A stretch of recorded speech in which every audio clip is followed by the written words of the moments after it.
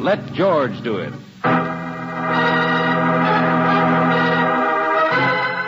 The Empress of Fishfalls, another adventure of George Valentine. Personal notice, danger's my stock and trade. If life's crowding into a corner and you can't find your way out, you got a job for me, George Valentine. Write full details.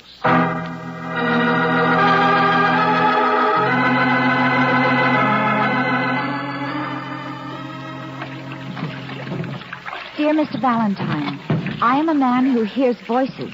No matter where I am, I always hear things. But it's always voices. Yesterday, my fortune teller told me...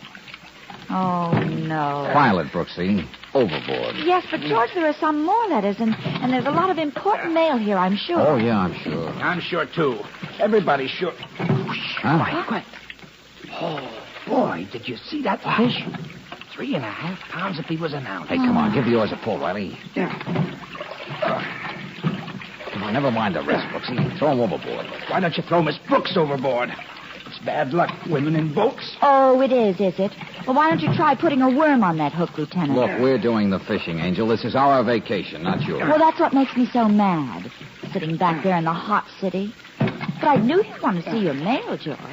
I knew it was too important to wait, and I thought... Oh, yeah, sure. You travel 500 miles for a man with 3 wives. Oh, but listen to this one, George. Listen to this. Dear Mr. Valentine, your name has been given to us as a likely prospect for the Fruit of the Month Club... Oh, no. Oh, brother. Well, at least now that I'm here, well, you wouldn't mind if I fished with you just for one day, would you? Hey, wait a minute. Hold it. I got something. Well, I'll swing it around. The lines are tangled. Yeah. What you got, George? Yeah, I got something. Huh? There's no fish. Come on, pull the boat a little closer.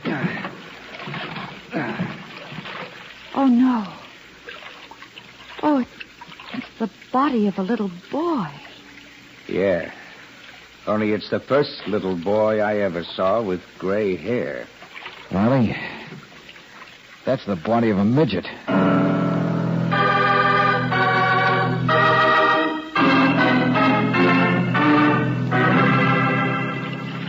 Well, he hadn't been in the water very long. 12 to 24 hours, maybe. And it's pretty clear how he got there, isn't it? Yeah. Been shot through the back 3 times.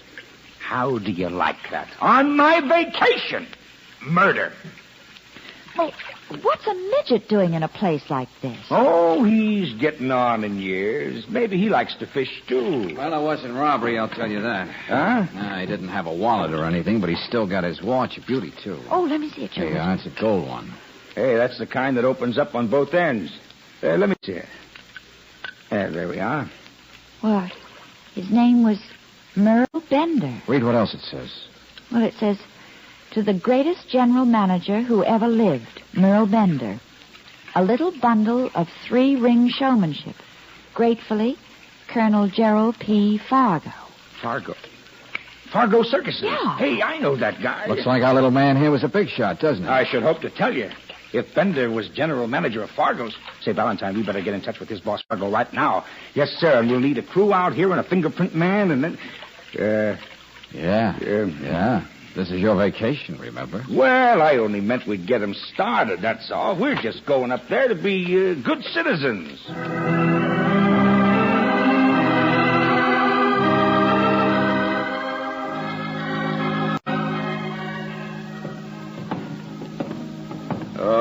Oh, these small towns. There's a deputy sheriff lives here, but do you think I could find him? No. He's gone all the way to the ocean today to fish. Lieutenant, what did you do with the body? Give it to the local sawbones. Calls himself coroner, too. I guess he's okay, except he was more worried about the Empress's cold than he was about murder. The who's what? How should I know? It's that kind of town. I took a look at the bullet, though. Shot with a .32 automatic as sure as I'm born. And, Lieutenant, what are you going to do with that bit of information? I'm going to find me a telephone and dump it on the sheriff at the county seat. Now, here, let's try in here. Hello, strangers. What'll it be? Soda, cone, sundae? No, I just want some change, that's all. For the phone? Yeah. Haven't you got anything smaller than 4 bits? Well, yeah, here's quarter. Quarter? Well, that makes it better. Half a dime's a nickel, plus 15 is 50. Well, I'm only calling the county Why don't seat. you say so? Give me back the nickel. It's only 10 cents. Oh, yeah, here, 10 sorry. 10 is 20 is 5. Now, Yeah. you got your change, Mac. You're happy, I'm happy. Yeah, well, wait a second. 5, 10... Oh, yeah, I got it all. Thanks, sorry. Now, you didn't learn that passing the walnut job in any country school, brother. Yeah, you mean I've been on the hop, player J? Me? No.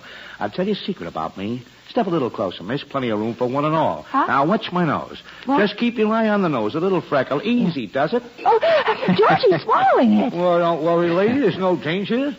There you are, back again. Now the years. You just climb together like this. You Oh, get... no. Hey, slow down, Buster. Okay. Pull myself together. No money in it anyway. Here, have a Coke on the house. Oh, thanks. My name's Rubberface, just in case you didn't guess. Hey, look, what kind of a town is Fish Falls? Everybody from the circus? No, only 20 or 30 of us. There wasn't any 2 years ago. What happened? Bad times? Bad? This? Oh, I've got a drugstore, miss. You ought to see me get the kids here. No, we're all sort of retired. At least too old for the one-day stand. Oh, I get it. Oh, no, you don't. We're sideshow people. What's that? Sideshow people. Weirdies. It's not so easy to find a nice place to retire if you're a lady and got hair on your chin. Or you're a man with the Battle of Bunker Hill painted all over you. Only here in Fish Falls, you're accepted, huh? Don't kid yourself. People point at other people any place you go. This town was like all the rest until the Empress came along. The Empress. Now, there it is again. Who in the name is the... Greatest little old lady since Cleopatra bit the snakes. That's who I mean. And don't let anybody tell you different. Name's Merle Bender. And What? Don't interrupt, lady. She's got more money and she's got more class. Say, did you see the big castle down the river? Well, Hey, that's wait, where... hold it. Isn't Merle Bender the name of a midget? Midget? Yeah. A man about 50. Gray hair, heavy shoulders. No. Merle Bender, the Empress. Empress of Fishfalls. A little bundle of 3-ring showmanship. That's who she is.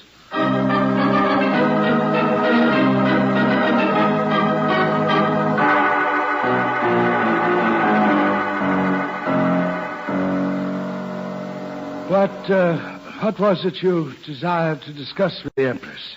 That is, what did you want to see her about? About a gold watch. Oh, I don't think the Empress would be interested in buying Yeah, now look, anything. Buster, there's something she should know. I just want to see that... Who are these people, Elephant? What are you doing downstairs? Get back up there. I wanted to come downstairs, Elephant. Go on. No. I think I'll stay downstairs for a while. Will you do what I... Oh, dear. Excuse me, Mr. Valentine. It's difficult enough being a butler when you're so fat you can't even hold a tea service, but... The inhuman sausage, they used to call him. Yes. She expects me to work with a footman like this. Footman? Well, I should hope to. Golly, what size are they? 17? AAA. I'm almost 8 feet tall, too. My name is Elephant, so she calls him Castle. She does? Well, I'm very happy to meet you both. But look, I'm in a hurry and I want... Does this man have a contribution for the hospital, Elephant? What? Oh, no, we just came here Then to... I think they better go, don't you? I think I'd George. like you better with them gone. Hey, now, wait a minute, Lighthouse. Take it easy. I believe he's right for once, Mr. Valentine. Look, both of you, quit pushing, will you? Go You're asking for away. it, Beanstalk. Stop it! Stop it, all of you! Stop it! All right. Come in, young man. I'll give you 2 minutes. Oh, thanks. Thanks, Empress. My name is Mrs. Bender. Yes, ma'am. My husband was a lion tamer. God bless him. Sit down. Sit down. You know, you're certainly hard to see, Mrs. Bender. Don't be insulting. I'm easy to look at. Oh. Oh, at least I was once. You're attractive, my dear.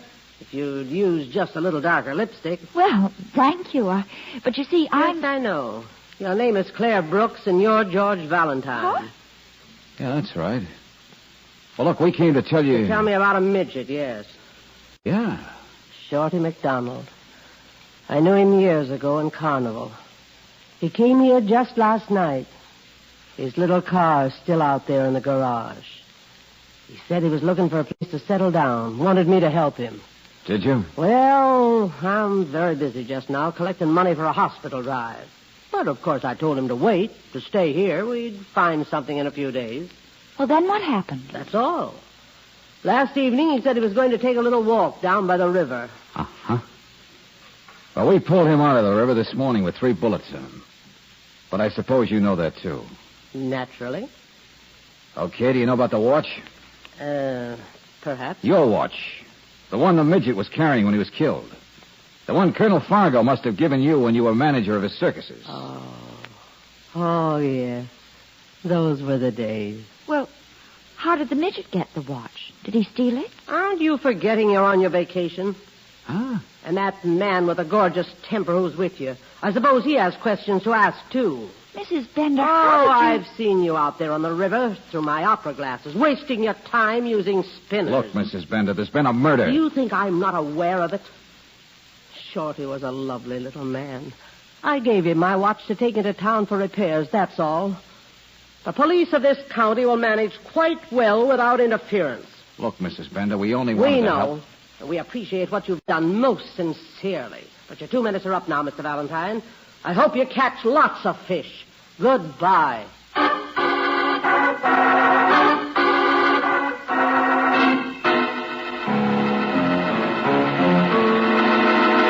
I know. I got the same treatment. I got the bounce, too. From the sheriff? He says he's got his orders, and now he's got the case. Thank you, and good night. Well, the old lady seems to run this county just like she must have run Fargo's circuses, with a tiger whip. That's what she thinks. I got a wire in answer to the one we sent Fargo. Here, look. Says, Lieutenant Riley, Fishfalls, California. I have never heard of anyone in show business by the name of Merle Bender. What? Who is taking you for a sucker this time? Signed, Colonel Gerald P. Fargo.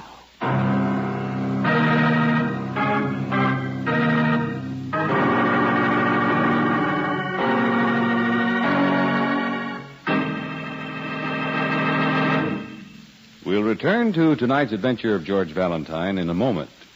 Now back to tonight's adventure of George Valentine. You go on your vacation to catch fish, only instead you pull from the river the body of a midget. You meet a woman who calls herself the Empress of Fishfalls, a woman who pretends to have been a great lady of the circus, a woman who tells you to peddle your papers. But if you're anything like George Valentine, when a real authority in the circus world wires that he's never heard of anyone by her name, you begin to wonder and check around. And so all you've met is the minority group? The so-called freaks, eh? Well, that's why we came to you, Mr. Grote. You're the town banker, and we thought you would You know, know... we didn't cotton to them much when they first started coming here. It's a small community, conservative and so on. Rubberface suggested that the Empress helped change that attitude. Oh, not directly, but of course she knew them, accepted them. And what would be more acceptable than a woman like her? You mean because she's so wealthy? Well, since the Empress has been here, this county has improved itself more than in the last 10 years rolled together. Oh, roads, mobile, libraries, and now the hospital. You mean she contributes all the money? Oh, she works her time on every committee, a regular dynamo. And I assure you she's offered to do a bit of underwriting anytime the county fails in its quota. I suppose she banks with you. Well, now, see here, if she was rude to you, I'm sure it was just that she's so busy. This time she heads the committee, you understand, the position of trust. Yeah. But what we're interested in It's is... her job to visit the farms or to be at home to accept the money. Now, it's her job to see that... well, what's the matter? You mean Mrs. Bender is collecting money from people in the county herself? Well, that's the way it's done. It's a rural area. This is the big weekend. Much money? Oh, yes, indeed. Just after all, it's a hospital. Mr. Grote, how do you know Mrs. Bender is what she seems to be? Get out of here. Huh? All of you. You're insulting a noble woman. And you're insulting my judgment of character. I won't be bothered by a bunch of outsiders. Dead.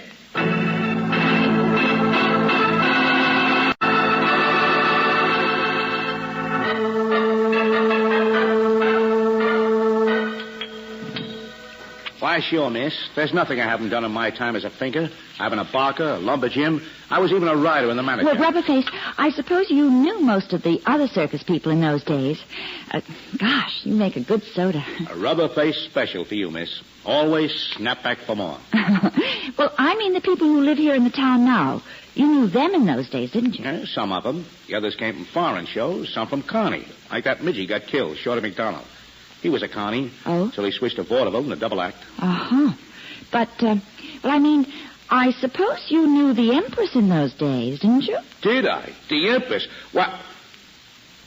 Drink up the soda, miss.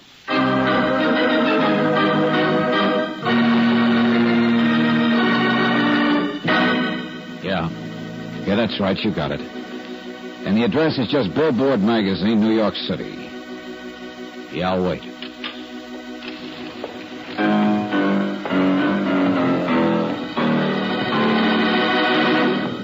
Hello, Mr. Valentine. Well, hello, Elephant. I couldn't help hearing. That is, noticing. Friends on Billboard get you good publicity in show business. I never What have you been doing? Following me? Of course, maybe you don't have friends. Maybe you're just asking Billboard for information about people. It's a free country, you know. I really doubt if you do have many friends. Prying like that. Why don't you cut the double talk? I never got good publicity, even if I was one of the heaviest in the push-on class. Look at those hands, Mr. Valentine. Like loaves of bread. Yeah, you look at them. It's a funny thing about fat men, though. They move fast. Wait a minute. Take your hands away from me. Let me go. Too close to hit, Mr. Valentine. You won't pry anymore, will you? My stomach. Stop squeezing. Cut it out, Chrissy Bear. Cut it out. You'll be all right, Mr. Valentine. They'll find you here in the alley. You'll be all right, but you won't pry, will you? There's a hospital drive going on. You'll leave us all alone. Yes, Mr. Valentine. Of course you will.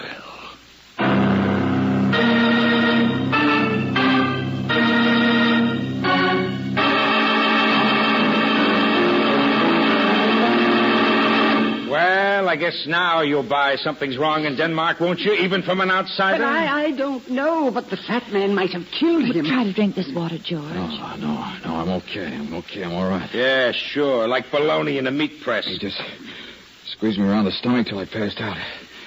Yeah, I'll take that water. Yes, well, I've known her for some time, Lieutenant. I've trusted her. Well, you can ask to see the hospital money, can't you? No one else would know she has it there at the house. I suppose they think it's in my bank already, the early contributions. I always felt there was no danger. Her two men there. Mr. Grote, you wouldn't look well holding a sack. Oh, the sheriff will be back here soon, but... Yes, I'll go with you. Well, that's more like it. Valentine, you able to travel? Yeah, Riley, I'm miles ahead of you. Let's go.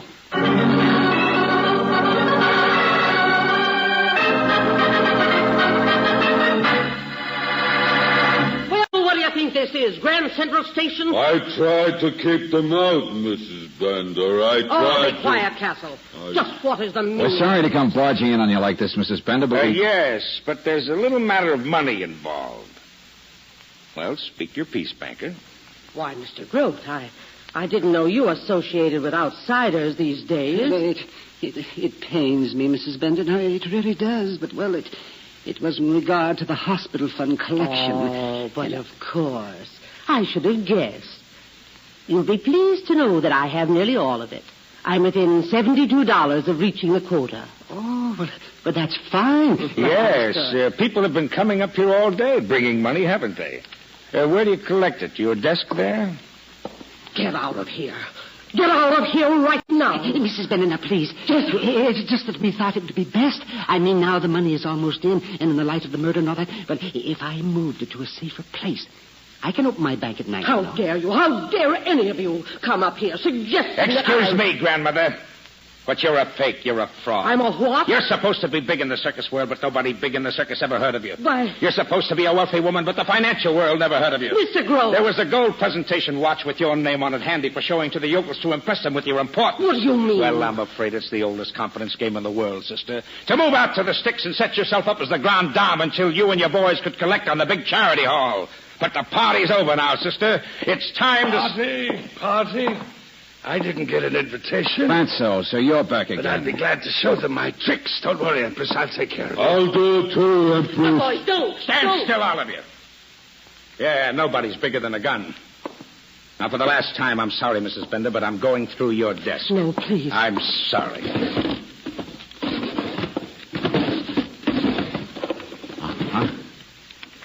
The cupboard was bare, huh, Lieutenant? Yes. Yes, it's gone. Cash, checks. What do you mean? It's been stolen. I just found out. I've been sitting here wondering what to do. Stolen, huh? Everything you've said about me is true, except one thing, Lieutenant. I wasn't planning to swindle. It was to help people. Yes, that's true, Mr. Valentine. Mr. Grote is known, of course. He's the only one except for the circus people. You see, I was a thinker of a sort. For 35 years, I was a wardrobe mistress. Since then, well, I've just been using the things I learned in life, that's all.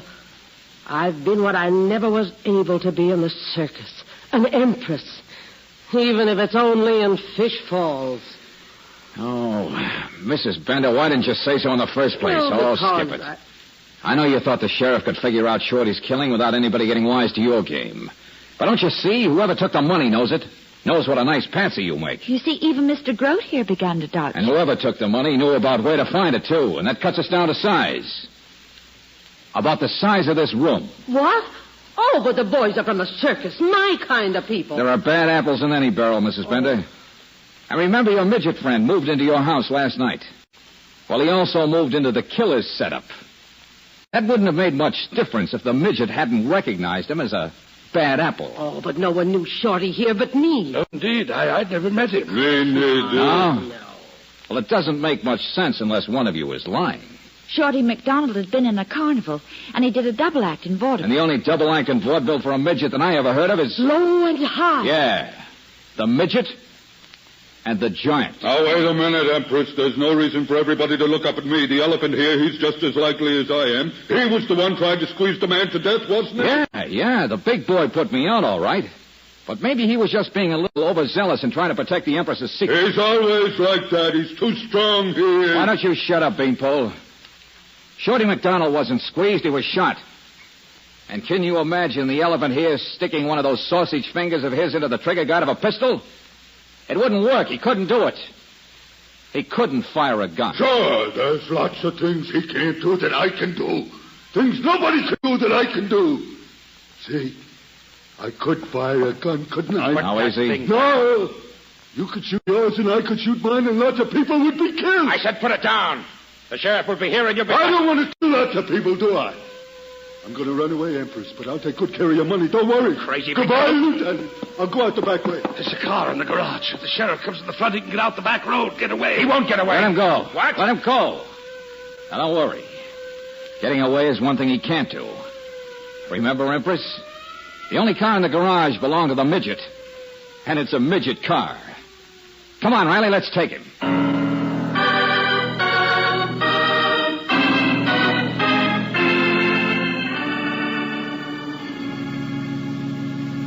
Well, here you are, Empress. The giant's all tucked away, and here's your hospital money.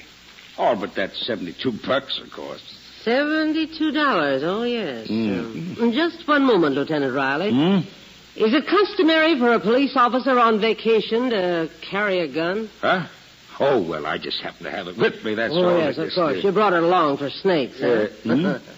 Lieutenant, I do appreciate your promising to keep my secret.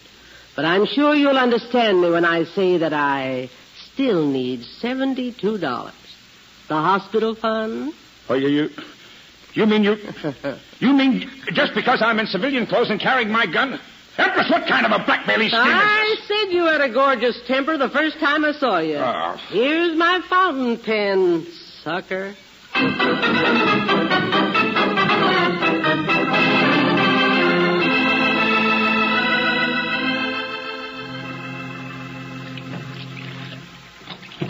George? Why is it that murders always happen to detectives everywhere they go? Oh, I don't know. Because life is like the movies, I guess. Yeah, but George, what I mean is, would you hold this pole? The line seems to be stuck in... Hey, give me that. Oh, no. Yeah. Yeah, I'm afraid you're right, Brooksy. Yeah. We've hooked onto a fish.